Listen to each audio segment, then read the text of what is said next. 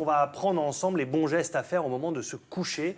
C'est le moment où tout se joue, la petite demi-heure, 3/4 d'heure avant d'aller se coucher. C'est là que le sommeil se déclenche. C'est une préparation, c'est vraiment une période de la journée où on va préparer le sommeil, qui représente quand même un temps assez important dans les 24 heures de la journée. Au moins un bon tiers. Hein, Ben voilà, donc c'est important de pouvoir se préparer à des gestes c'est du bon sens, hein, mais voilà, de prendre conscience de plein de petits gestes qui peuvent être importants pour préparer, pour se faire une bonne nuit. Et parmi ces premiers gestes, c'est conditionner la lumière. C'est pour ça qu'on s'est mis en condition. La lumière a un rôle primordial. Si on est éclairé avec la lumière dans les yeux, ça ne favorise pas l'endormissement. Non, tout à fait. Il y a notre rétine, hein, elle est sensible à ces lumières importantes, souvent avec tous les objets de la vie quotidienne d'aujourd'hui, de téléphone, d'ordinateur, de tablettes. Et quand on est devant ces appareils-là le soir, voilà, vers 21h ou 22h, on va stimuler la rétine. Et ça, ce n'est pas propice à préparer un bon sommeil. Voilà, on a vraiment l'hormone du sommeil, hein, c'est la mélatonine qui va être préparée quand vraiment la lumière va diminuer. Et si vraiment on est encore trop stimulé par ces écrans, par ces petites lumières LED là, voilà, ça va perturber le sommeil. Alors ça, c'est la première chose. Donc on se met dans une ambiance cool, Oui. c'est-à-dire sombre. Enfin, sombre, mais pas trop non plus. Ensuite, il faut favoriser le système digestif, c'est-à-dire qu'il faut essayer de le détendre pour que lui aussi ne vous emmène pas vers Oui, vers voilà, l'excitation. les bons repas, la bonne raclette qu'on peut peut-être manger le soir, c'est peut-être de façon occasionnelle. Ou de la manger plus tôt et de se coucher Oui, plus tard. voilà, c'est ça. C'est vraiment de prendre un repas plutôt voilà, en début de soirée, 19-20 heures, faire en sorte que le système digestif, que l'estomac soit libéré quand on va se coucher. Et puis si on veut l'aider, c'est de pouvoir, on reprend des bonnes vieilles méthodes de bouillotte, par exemple, qu'on va mettre sur le foie. Et ça peut vraiment aider pour soulager le système digestif si on a un petit peu de soucis. Le foie, c'est un petit peu en bas à droite. Voilà, de ce côté-là.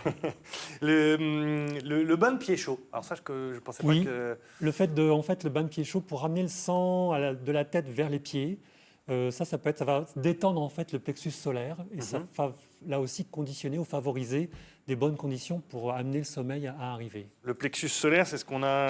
C'est ce plexus-là, quand on a un nœud voilà, au milieu du ventre, là, au niveau de l'estomac, où c'est noué, voilà, c'est ce centre nerveux ici. Par le stress ou par la fatigue Tout à fait. ou par tout ça. Donc le bain attire tout vers le bas, Voilà. vers les pieds. C'est un peu le schéma qu'on peut avoir et donc pour pouvoir, ça va permettre une détente, quoi. Alors le fameux train du sommeil, on en parle depuis déjà plusieurs années bien évidemment. Comment est-ce qu'on l'entend et on le sent arriver ce train d'à peu près 90 minutes hein? Oui, c'est un peu le marchand de sable hein, qui vient toquer à la porte et qui, par des bâillements, les paupières qui sont un peu lourdes ou des petits signes qui font qu'on a moins d'attention, moins de concentration. Voilà, c'est que le train est en train de rentrer en gare, donc c'est le moment de le prendre. Et là on a combien de temps? Parce que si on est à la maison, dans le salon, en train de lire, en train de faire quelque chose... C'est pas à la minute près, voilà. Ouais.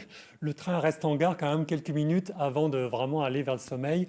Je dirais qu'il y a un petit quart d'heure de battement où on peut vraiment là être... bon voilà, c'est le moment d'aller se coucher, quoi. Une fois qu'on est dans la chambre justement, on va se coucher. Est-ce qu'il y a un côté mieux que l'autre? Oui, on recommande souvent de se mettre de nouveau sur la droite, parce qu'on va libérer en fait l'estomac pour la fin de la digestion, de la vidange gastrique. On va réchauffer le foie, toujours ce foie, parce qu'il a une température de fonctionnement un petit peu plus élevée que la température du corps, hein. D'accord. Il fonctionne un petit peu au-dessus de 37 degrés. Voilà, on va libérer aussi, on ne va pas faire de pression sur le cœur, donc ça va permettre de soulager un peu Donc le on cœur. se met sur le Côté droit, voilà, pour se coucher. Et puis, chez les orientaux, on dit qu'on va libérer la narine gauche, qui est propice en fait à activer les fonctions parasympathiques du cerveau et à favoriser le sommeil. Voilà. Il y a des fonctions différentes entre la narine droite et la narine gauche. Pour les personnes qui font du yoga, ça va leur parler, hein. Mais voilà, ça libère aussi cette D'accord. partie-là. On peut s'endormir sur le ventre ou sur le dos aussi? Oui, plutôt sur le dos que sur le ventre pour favoriser aussi une bonne respiration, calme, tranquille. Voilà, ça C'est peut pas être gênant. vraiment propice. Mais après, on essaie de se mettre sur la droite. Sur la droite. On évite tout ce qui est... bon, ça, c'est pareil, on l'a déjà dit plein de fois, mais tout ce qui est tablette, télé, téléphone. Oui. On a du mal à se coucher sans checker une dernière fois le téléphone quand même, hein. Oui, alors c'est pas de rester pendant trop longtemps pour voir s'il y a encore un dernier message ou quelque chose, une information importante dont on a besoin, mais c'est surtout de ne pas le laisser, pour moi, en veille. Dans la journée, on est aujourd'hui entouré d'un brouillard d'ondes électromagnétiques, hein, et c'est pas forcément très bon pour le corps. Alors le tout, c'est que durant la nuit, en fait, on est plus sensible à ces ondes électromagnétiques, et c'est de ne pas garder, par exemple, un réveil sous l'oreiller, en marche, parce que plutôt Un réveil dans le téléphone. dans le téléphone, Ouais. Ce que je veux dire, et donc de mettre ce téléphone en mode avion, ou en mode voilà, pour ne pas qu'il reçoive d'ondes, qu'il en émette non plus. D'accord. Le petit conseil de grand-mère aussi, où on dit qu'il faut légèrement relever le bout du lit pour la Oui, circulation, c'est toujours valable ou pas? Ça peut être aidant si on a un retour veineux qui est un petit peu difficile, de pouvoir légèrement surélever l'extrémité du lit pour que voilà, ce retour veineux se fasse mieux. Et puis, pour terminer cette chronique apaisante, l'huile essentielle, ça reste la base. Une goutte d'huile dans le lit ou dans l'oreiller ou Voilà, on se débrouille, on peut être très sensible souvent aux odeurs, et aux odeurs avec les huiles essentielles. Alors attention pour l'utilisation de ces huiles essentielles, pas par voie orale ou par voie cutanée, parce qu'il y a certaines huiles qui peuvent être dangereuses. Mais là, simplement en utilisant ce qu'on appelle l'olfactothérapie, ce fait de les sentir. Donc une goutte sur l'oreiller ou sur un mouchoir, parce que parfois ça peut tacher les huiles essentielles. Et là, les huiles essentielles qu'on peut utiliser, ça peut être la lavande fine, l'ylang-ylang qui a une odeur un petit peu exotique des îles, la mandarine, la marjolaine. Mais si vous faites tout ça, vous êtes sûr de vous réveiller le lendemain matin ou pas? Parce que moi, je suis parti pour dormir jusqu'à 14h le lendemain, là. Non, c'est bon, ça va vraiment préparer le corps pour bien dormir et pour mettre toutes les bonnes conditions pour que le sommeil soit vraiment réparateur. Très bien. Eh bien, merci pour tous ces bons conseils que vous retrouvez sur notre site internet de l'émission France 3 Hauts-de-France sur le site web à 9h50 le matin. Merci Hubert, vous allez voir Merci Thibaut. ce que je voyais Anne-Sophie dans l'écran qui nous suivait aussi avec attention et je pense qu'il y a pas mal de réactions à mon avis.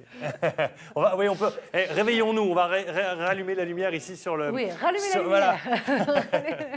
Alors Anne, des réactions. Eh ben, une réaction en particulier, celle de Patricia, qui applique déjà pas mal de choses que vous venez de recommander. Elle dit, j'ajoute même en plus en me couchant le soir, au moment où je sens que je m'endors, en me disant vivement demain, qui sera une nouvelle journée pour passer une bonne nuit. Alors je ne sais pas si c'est efficace parce qu'elle a quand même un souci, c'est qu'elle se réveille 5, 6, 7 fois par nuit, et ça du 1er janvier au 31 décembre. Alors, est-ce que vous avez une petite astuce pour que son sommeil soit un peu plus durable et moins entrecoupé? Ça, c'est un gros problème. Des astuces pour un sommeil qui va être entrecoupé. Certainement, là, cette personne se réveille entre ces fameuses 90 minutes, tous les cycles de 1h30 à peu près. Elle peut faire appel à certaines plantes qui vont favoriser l'endormissement et surtout de prolonger le sommeil.